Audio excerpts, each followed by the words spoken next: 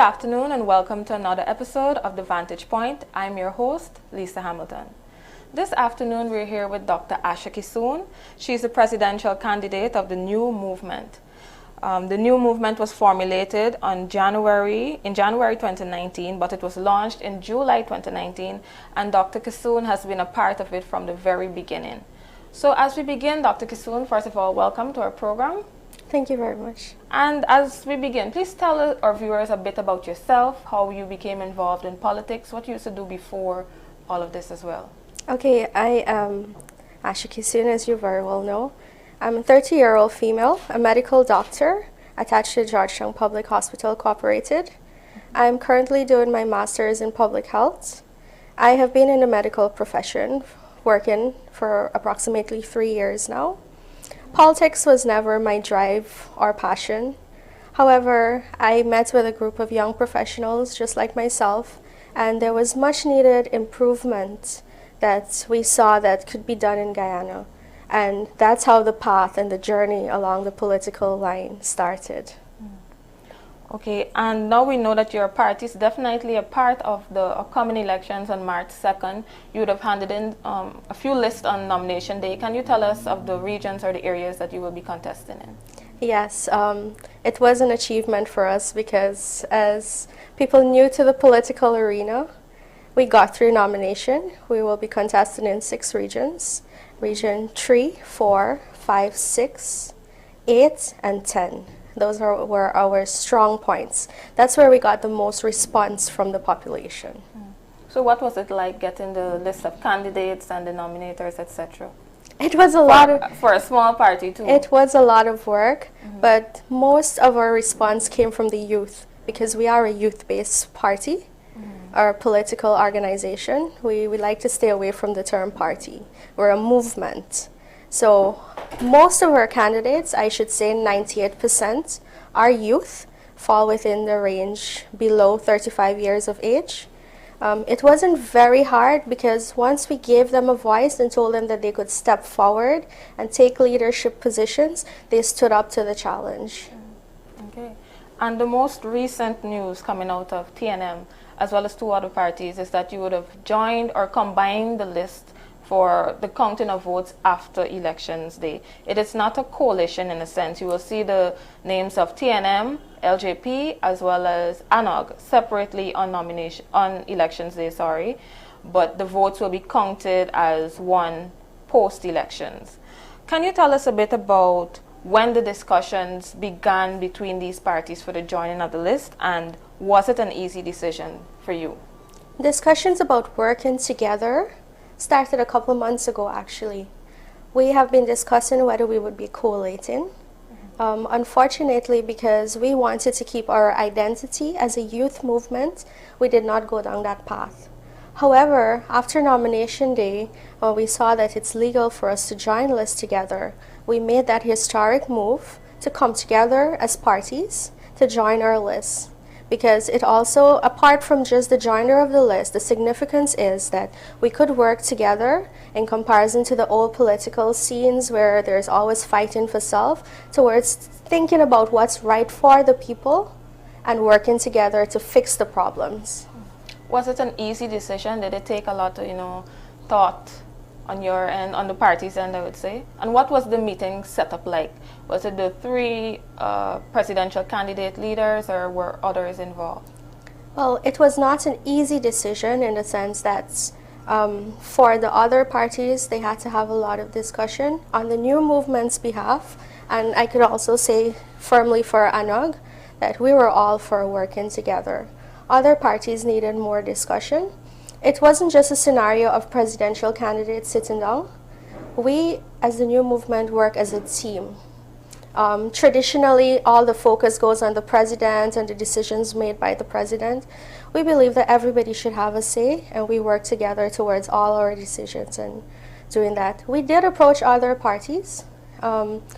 There were conversations with Change Guyana, but they weren't really available. We were hoping to work with the Citizen Initiative, but the response wasn't very, positive. First, I was told that they couldn't get their team together, and then I was told that it was too last minute for them. We had a few meetings. We tried to explain to them that even though it's a joiner of lists, you retain your independence. All your party's decisions are up to your personal executives. The only collaboration would be at the end when the votes are pooled together. Okay, and I must interject there because you're right. The TCI did make some comments about the invitation to be a part of this. They would have stated that the agreement had some concerns with regards to equity in decision making, and they didn't feel that the move was well thought out. Do you think the party's position on this matter is justified? Yes, it's very justified because we made meaning the TCI's position that it wasn't well thought out. On their side, no. I completely disregard what they said because we made every effort to let them understand how it works. We made every effort to let them know there is equity and they retain their independence. So we saw that as a way to push aside from the fact that we invited them to be part of it. Have the three parties already sorted out how they would deal with post-elections? The votes are tallied. The parties together would have only secured 2 seats. There are 3 parties involved, or 1 seat. There are 3 parties involved. Have you already discussed who would take up that seating position? So we have a written agreement that we discussed. This was also presented to TCI, but they said they didn't fully understand it or something like that. I would be happy to provide that document to you afterwards. It shows how we will decide the seats. Basically, whichever party in the 3 gets the most votes has their seat, and the extra votes would put together to have another seat. Are any of the parties contesting regionally? For us 3, no. Oh, okay. We're not. So then it works out. It works out just fine. And was that an easy agreement for the 3 parties? The majority votes take the seat. Yes, it was. Because at the end of the day, what we want is to see constitutional reform, changes for the people, and the things that we're working towards. I love the combination of the 3. LJP has Mr. Schumann, who's passionate about Amerindian rights, and I respect him for that because they've been shunned for a long time. ANOG is all about constitutional reform. They have the lawyers, and we respect them for that because it's much needed in Ghana. The new movement is mostly about youth empowerment, giving the young people a voice to stand up in parliament, and we're more about issues. So it works as the best mixture. Yes, it works as a beautiful combination. And although other parties like TCI and etc. didn't join on, did you try to contact some others like maybe Fed Up, the URP, the PRP? Yes, we made attempts to do it. However, we were told that if somebody was only contesting in regional, that they could not be part of it.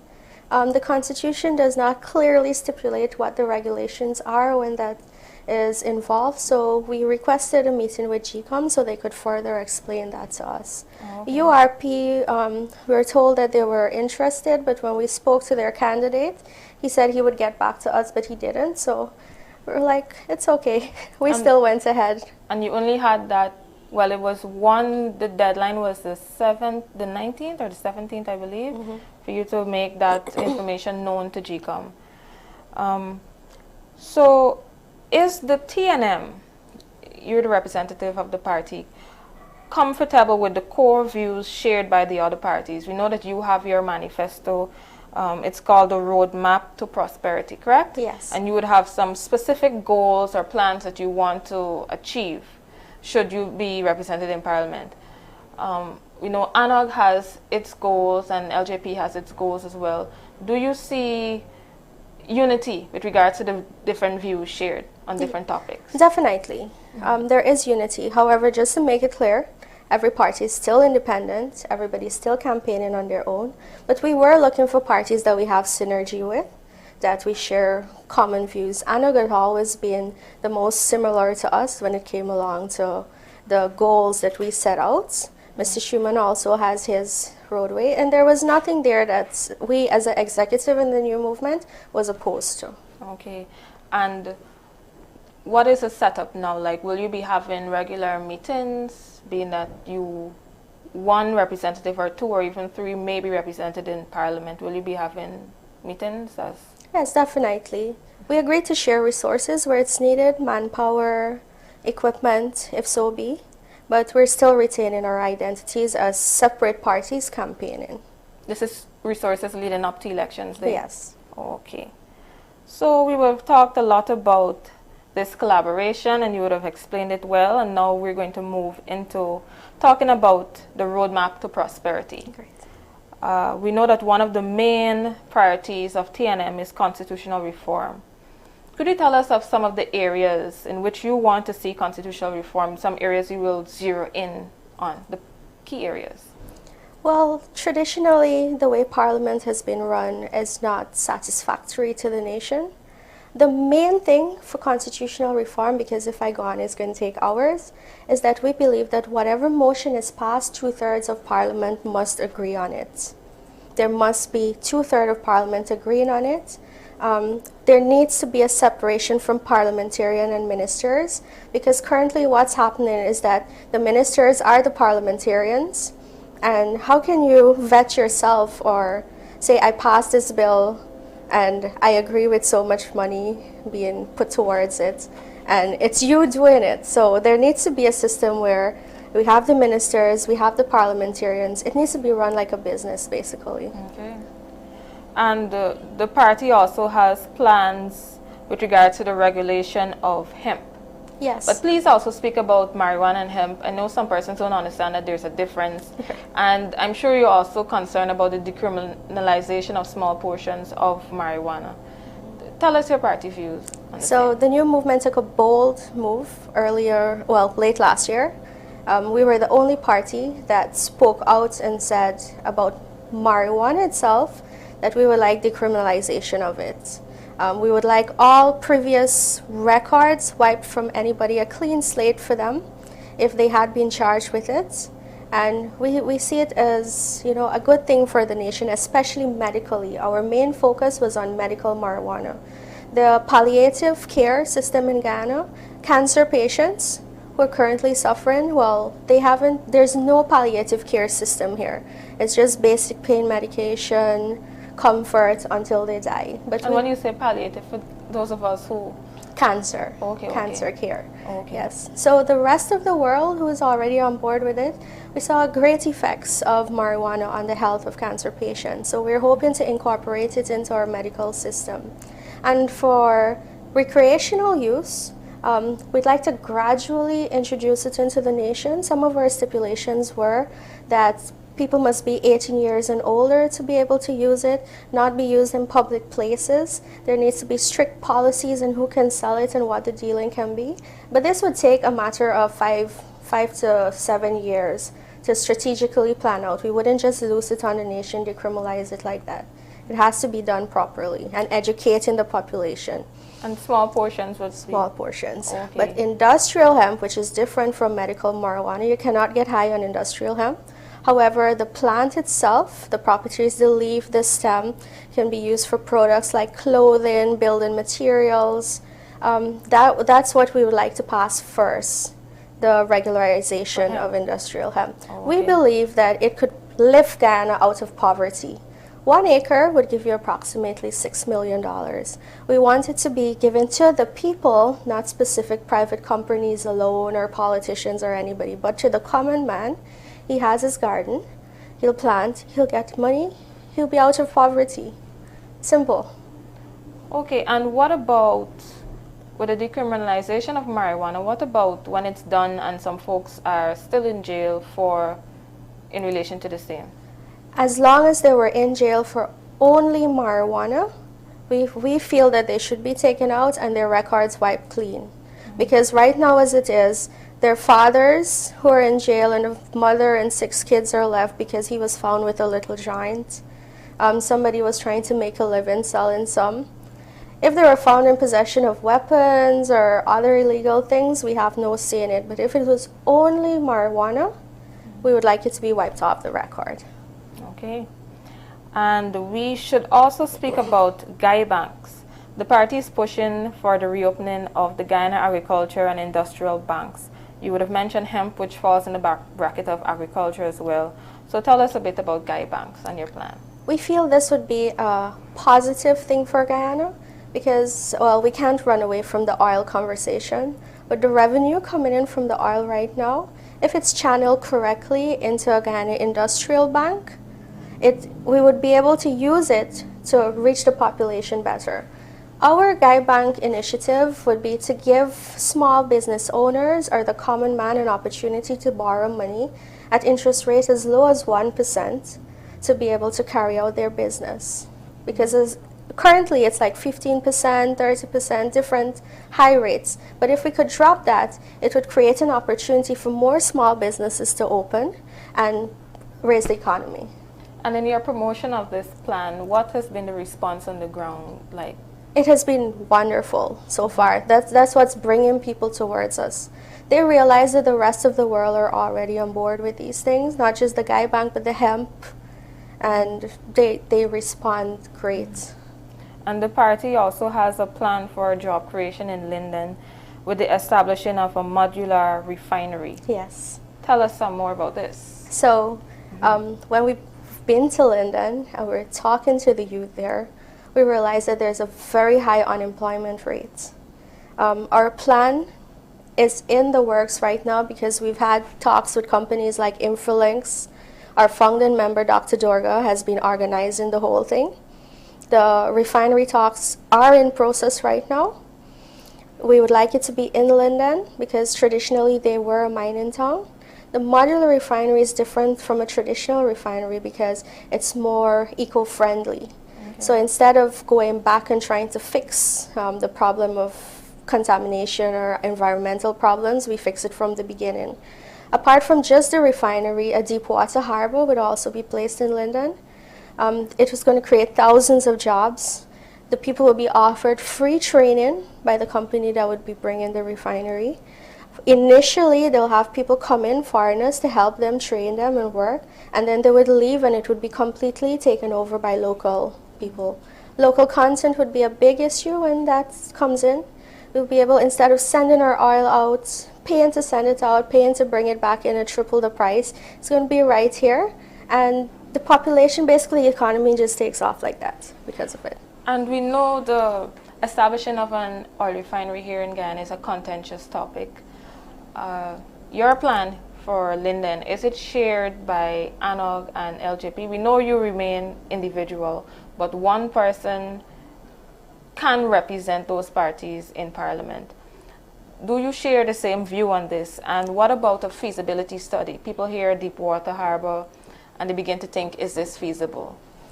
So in regards to your first question, the three parties that signed the agreement said one basic thing, and I'll let it out. As long as it benefits the people of Guyana, we agree. Okay. So simple as that. As long as if LGP makes a proposal or ANOC makes a proposal, as long as it benefits the Guyanese people, that's our only concern and interest. So they have no problems with it. As far as feasibility studies go, the companies that are coming in to construct the oil refinery will be doing those feasibility studies. And so far, the feedback has been positive, but we have to wait for the final reports. But you said you're in communication with these possible companies. Okay. And as you mentioned, you said that anything that benefits Guyanese, the parties are for it. Is there any deal breaker, anything that the TNM would definitely not support from several of the initiatives that you've been hearing about the place? Is there anything that you would definitely not support? Well, up to this moment, there hasn't been anything. As for future topics or issues that may arise, I cannot say as yet, but so far so good. Okay. And as we move on, we want to talk a bit about housing accommodation for all Guyanese. That's a problem for many Guyanese.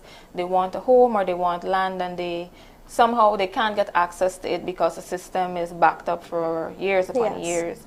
What's TNM's plan? The new movement has a very unique plan that has not been put forward by any other party. First of all, where land is concerned, we believe that every citizen must have a free plot of land. Traditionally applying, waiting 6 to 10 years to get to your land and then pay for it. We'd like to decentralize housing because as it is currently, I applied for some land and I have to wait another 10 years. As a young woman, there are plenty of young people out there trying to start life and can't do it. So by decentralizing and allowing a specific area to focus on their constituencies, the process could be speed up. As for the free part, it should be that way. You're a citizen of Ghana, you're born here, you're a certain age, have your land start. When it comes to housing development in communities, we like to have some focus on smart communities, more especially for the hinterland regions.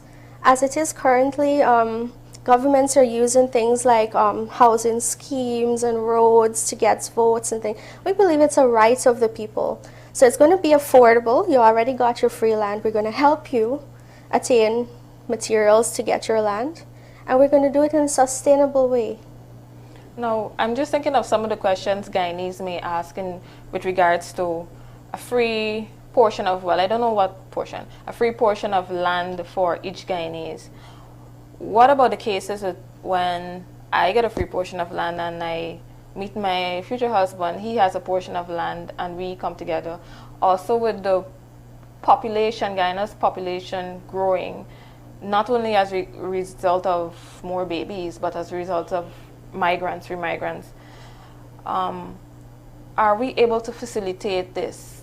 Also, a portion of the country is dedicated to, preservation, and most persons we find want to live on the coast. They don't want to go in far out places. What about these challenges? So, as it is currently, only 11% of Guyana's land has been used or industrialized or put into context of development.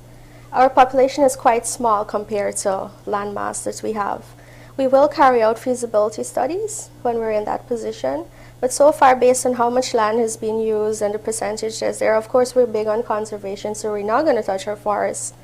But we believe that it can be done. We don't have a large population. Okay. And as we move on, I also want to speak about oil. Some more about oil.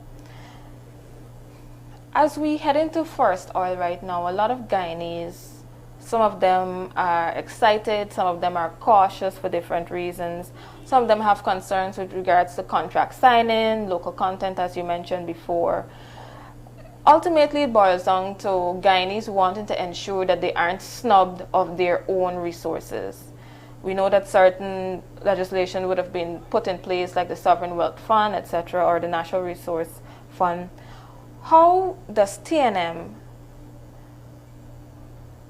TNM ensure that Guyana's resources with regards to oil is not mismanaged? It's used for the right purposes. And if you were to list perhaps 3 key areas that you would ensure that Guyana's oil resources is pumped into, what would be those areas? Okay, first of all, how are we going to manage it? Yes. One of the main pillars of the new movement is transparency. Everything that goes on in the oil industry, or any industry for that matter in Guyana, needs to be transparent to the nation. All information, all figures provided to them. So nothing is hidden. There's no secret $18 million contract being signed. Everything will be transparent. That's the first key aspect of cutting out the corruption, and the main one. As for the not being misused, we stand firmly saying that that oil contract needs to be renegotiated or remade, because 2% for our population is not enough. We have no problem with ExxonMobil. We're happy that they're here. But the people that agreed to that low figure for our nation, look, Suriname just signed a contract, and they got a much better deal. Why can't Guyana have something better? So you think the country can do better with that contract? Definitely, definitely. Mm-hmm. Somebody gave some figures the other day. For the 1 million barrel of oil, ExxonMobil gets 13 billion plus, and Guyana's take from that is 273 million. That was done by an economist. So you see that vast difference of what's being taken and what's being brought in. So by a renegotiation, a friendly, peaceful renegotiation, our people would be able to benefit more from that.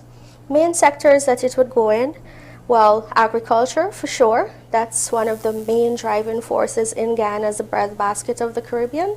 So we'll definitely put it there. The medical sector in Guyana has been lacking terribly.